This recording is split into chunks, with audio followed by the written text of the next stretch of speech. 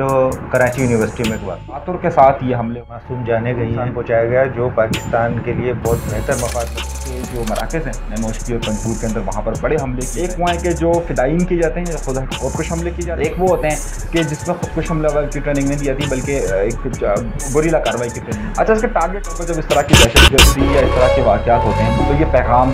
बिस्मिल्लाहिर्रहमानिर्रहीम। मैं हूँ इमरान अली शाह, आपका होस्ट, और आप देख रहे हैं FPN फ़ख्र पाकिस्तान न्यूज़ TV, और इसमें देख रहे हैं आप सियासी टाकरा। सियासी टाकरा में आज हमारे बहुत अहम सवालात हैं, जिनमें कराची यूनिवर्सिटी पर जो धमाका हुआ है उस धमाके के हवाले से कि वो किस नौइयत का था, किसने किया और क्या वजूहात हो सकती हैं।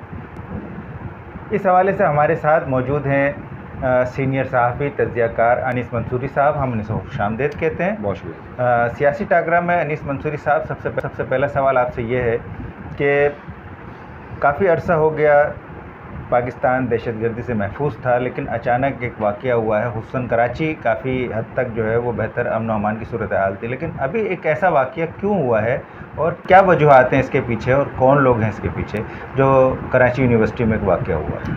देखिए बहुत सारे वाक़यात हैं। कराची में होने वाले वाक़यात पूरे मुल्क में होने वाले वाक़यात से मुख्तलिफ नहीं हैं। पाकिस्तान के अंदर अमूमी तौर पर दहशतगर्दी के जो वाक़यात रूनुमा होते हैं उसमें दो तरह के लोग इन्वॉल्व हैं। एक वो है कि जिनका झुकाव थोड़ा सा मजहबी तबके की तरफ है, एक वो है कि जिनका झुकाव कौम परस्त तबके की तरफ है। जो बलूचिस्तान ये जो अभी हालिया वाक़या हुआ है, ये एक कड़ी है। अगर आप गौर कीजिए तो तवातुर के साथ ये हमले हो रहे हैं। आज से 2 महीने पहले आपको मालूम होगा कि नौशकी और पंजगूर के अंदर भी एक बड़ा हमला हुआ। उस बड़े हमले के अंदर FC के जो मराकज़ हैं नौशकी और पंजगूर के अंदर, वहाँ पर बड़े हमले किए गए। अच्छा, बिल्कुल इसी तरीके से आप ज़रा सा पीछे जाते जाइए तो आपको वक्तन ये वाक़यात मिलेंगे। सन 2020 जून के अंदर आपको कराची स्टॉक एक्सचेंज का वाक़या मिलेगा। तो जो हम सिर्फ अभी अगर सिर्फ उस ग्रुप की बात कर रहे हैं कि जिसने कराची यूनिवर्सिटी हमले की ज़िम्मेदारी कबूल की है, तो आपको उनके तवातुर के साथ हमले नज़र आएंगे। अच्छा, ये 2 तरह के हमले हैं। एक हमले वो हैं कि जो ये मज़ाहमतकारों की तरफ से या इन अस्करियत पसंदों की तरफ से, एक वो हैं कि जो फ़िदाइन किए जाते हैं, खुदकुश हमले किए जाते हैं। एक वो होते हैं कि जिसमें खुदकुश हमला की ट्रेनिंग नहीं दी जाती, बल्कि एक गुरिल्ला कार्रवाई की ट्रेनिंग दी जाती है। तो ये 2 तरह के हमले हो रहे हैं और ये तवातुर के साथ हो रहे हैं, फ़ख्तन होते रहते हैं ये।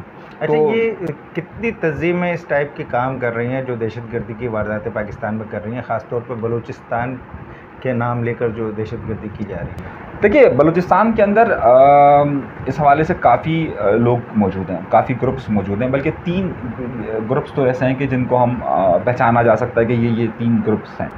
अच्छा, इसमें 3 ग्रुप्स में एक ग्रुप तो वो है कि जो कि डॉक्टर अल्लाह नज़र की क़यादत में चल रहा है। डॉक्टर अल्लाह नज़र इसको मूव कर रहे हैं, मश्क़ तुरबत, ये सारा इनका इलाका है। फिर एक ये मजीद ब्रिगेड के नाम से जो चल रहे हैं, इनके मुतालिक ये कहा जाता है कि पाकिस्तान की सिक्योरिटी इस्टेब्लिशमेंट जो है वो ये कह चुकी है कि ये इनका ताल्लुक ये ज़्यादातर अफ़गानिस्तान के इलाकों के अंदर मौजूद हैं और ये वहाँ से यहाँ कार्रवाई करते हैं। लेकिन देखा ये गया है कि जो लोग, जो लड़के या जो लड़कियाँ कार्रवाइयाँ कर रहे हैं, वो अमूमी तौर पर सिंध और बलूचिस्तान के शहरों में ही होते हैं। इस तरीके से जिस लड़की का अभी जिक्र हो रहा है कि जिसने सुसाइड अटैक किया है, वो भी कराची और कोयटा के अंदर ही ज़्यादातर उसका वक्त गुजरा है। जो पिछली बार भी जिन्होंने यहाँ पर अटैक किया था, जिनकी तस्वीर दी गई थी, जो नौशकी और पंजगूर के अंदर वाक़यात हुए थे, वो भी शहरों के ही लड़के थे। तो ट्रेनिंग इनकी हो सकता है कि वहाँ हो रही हो, लेकिन जो इनकी जहन साजी है, जो बाकी सारा अमल है, वो पाकिस्तान के अंदर ही ज़्यादातर हो रहा है। तो जो अभी तक शवाहिद मिल रहे हैं, अब इस तरह के 3-4 ग्रुप्स और काम कर रहे हैं। अच्छा, इन ग्रुप्स का ताल्लुक उन ग्रुपों के साथ नहीं है कि जिसको आमतौर पे जिनको सिंबॉलिक पाकिस्तान का मीडिया के अंदर या पाकिस्तान के अंदर किया जाता है कि इनका ताल्लुक शायद बरामदा टी से हो या वो वाले ग्रुप, ये वो नहीं है, बल्कि ये टिपिकली बलूचिस्तान के BSO ग्रुप्स हैं कि सरमचार जिसको कहा जाता है, सरमचार एक्टिविस्ट इनकी ज़बान में जो कहा जाता है, उस तरह के लोग हैं। और ये इनकी रूट्स जो है वो बहुत ज़्यादा मजबूत होती जा रही है। अच्छा, तो ये हमला जो किया गया, हालिया हमला या स्टॉक एक्सचेंज पे हमला किया गया, इनके मकासद क्या थे? देखिए, अगर आप ये तो बाकायदा खुदकुश हमले थे, और खुदकुश हमले मेरा ख्याल है तालिबान के अलावा अगर कोई तंजीम कर रही है तो वो ये एक तंजीम नज़र आ रही है पाकिस्तान में। अमूमन कौम परस्त जमातें जो हैं या कौम परस्त सोच के लोग बहुत कम सुसाइड की तरफ जा रहे हैं, लेकिन ये नया ट्रेंड जो है वो मजीद ब्रिगेड के ज़रिए आया और सन 1974 में ये मजीद लांगू के बाद ये वाक़या सारा रनुमा हुआ। तो 1974 का वाक़या, उसके बाद 2011 से बाकायदा इनकी कार्रवाइयाँ शुरू हुई और ये मामला हुआ।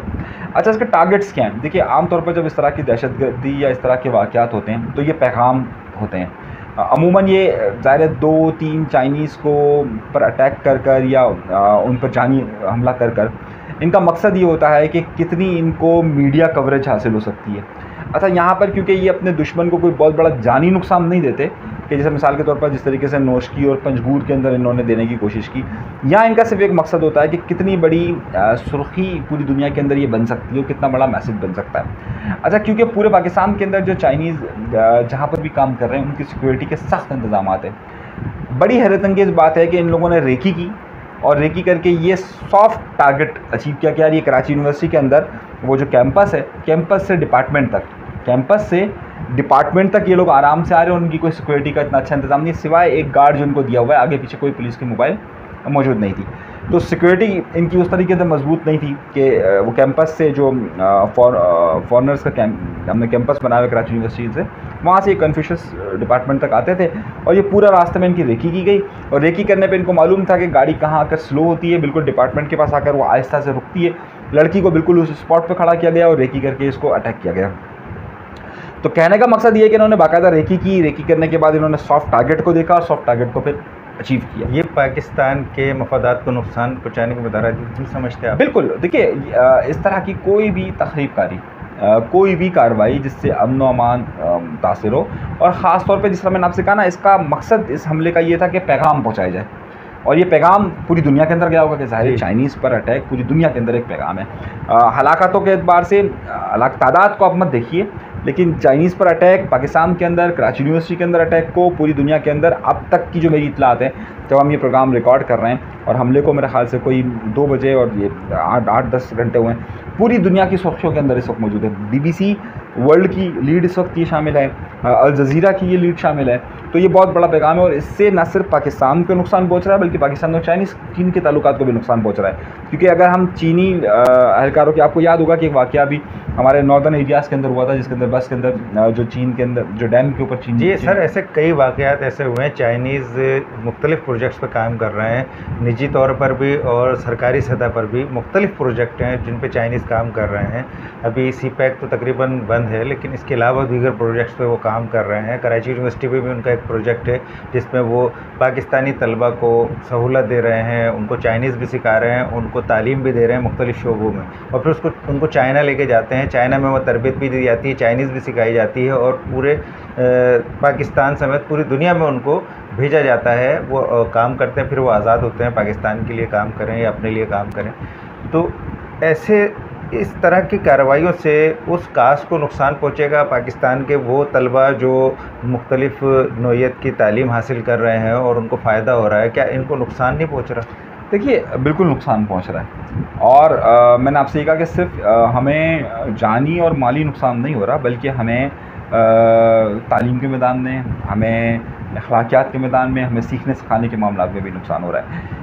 ये बिल्कुल मैंने आपसे कहा ना कि ये दर हकीकत एक ड्यूल गेम है, डबल गेम है। और ये डबल गेम इस तरीके से है कि जो वॉर स्ट्रेटजी के तहत इन्होंने एक बड़ा मैसेज देने की कोशिश की है कि देखिए, हमने जब चाइनीज़ पर अटैक किया तो ज़ाहिर है बड़ी सुर्खी बनी है ना। ये तुर्बत जो नोशकी और पंजूर के अंदर अटैक हुए थे, वो उनकी स्ट्रेटजिकल शायद ये लड़ाई थी कि जनाब ये हम यहाँ पर नुकसान पहुँचाए, लेकिन यहाँ पर नुकसान इनको पहुँचाना था ख़बरों की बुनियाद पर और पाकिस्तान पर और चाइना के ताल्लुकात को ख़राब करने की नीयत पर। तो उन्होंने वो पैगाम वहाँ पर दिया।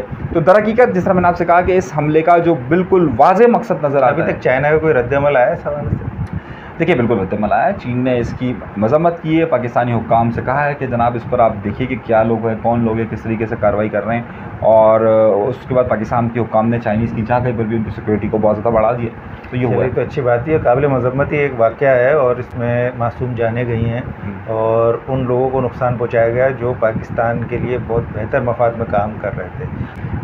जी, बहुत शुक्रिया आपका अनीस मंसूरी साहब। और नाज़रीन, हमारे प्रोग्राम का वक्त ख़त्म होता है। आप हमारा प्रोग्राम आइंदा भी देखते रहेंगे, सियासी टाकरा, और सब्सक्राइब कीजिए फ़ख्र पाकिस्तान न्यूज़ TV FPN।